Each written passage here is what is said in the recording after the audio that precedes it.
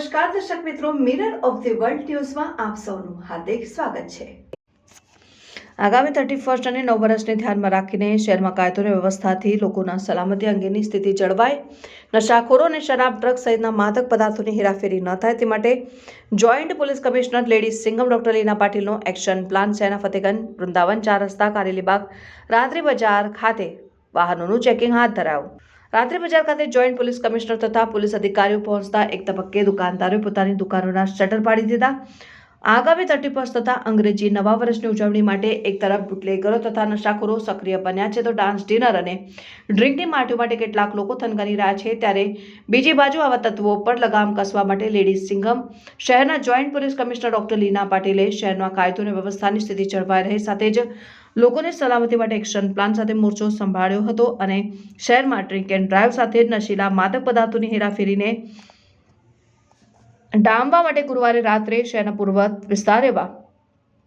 Waghodia road સ્થિત વૃંદાવન 4 રસ્તા ખાતે વાહનોના ચેકિંગની ડ્રાઈવ હાથ ધરાઈ હતી, જેમાં in-charge DCP zone 4 ACP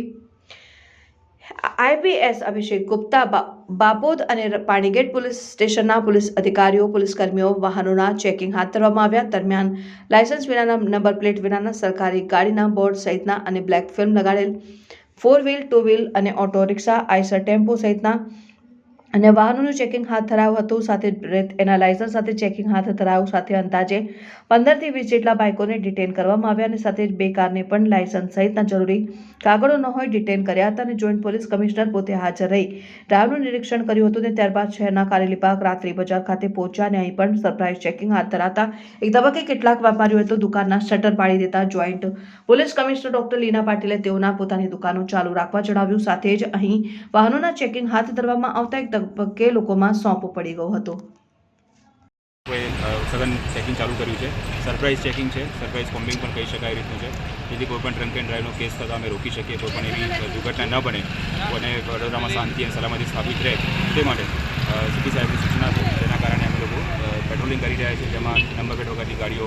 licence વગરના કોઈ બાઇક ચાલકો હોય કે મોડિફાઈડ સાયલેન્સર સાથે ચલાવતા હોય અને કોઈ ડ્રિંક એન્ડ ડ્રાઈવ કરતું હોય તો તેવા લોકોને પકડવા માટે અમે આ કાર્યવાહી હાથ ધરી છે। અત્યાર સુધી અત્યાર સુધી હું જ્યાં ઊભો છું ત્યાં જ અમે 15 થી 20 બાઇકો ડિટેન કર્યા છે અને આ કામગીરી આખા બરોડા સિટીમાં ચાલી રહી છે, તો અંદાજિત ઘણા બધા બાઇક અને ગાડીઓ ડિટેન થઈ ચૂકી હશે।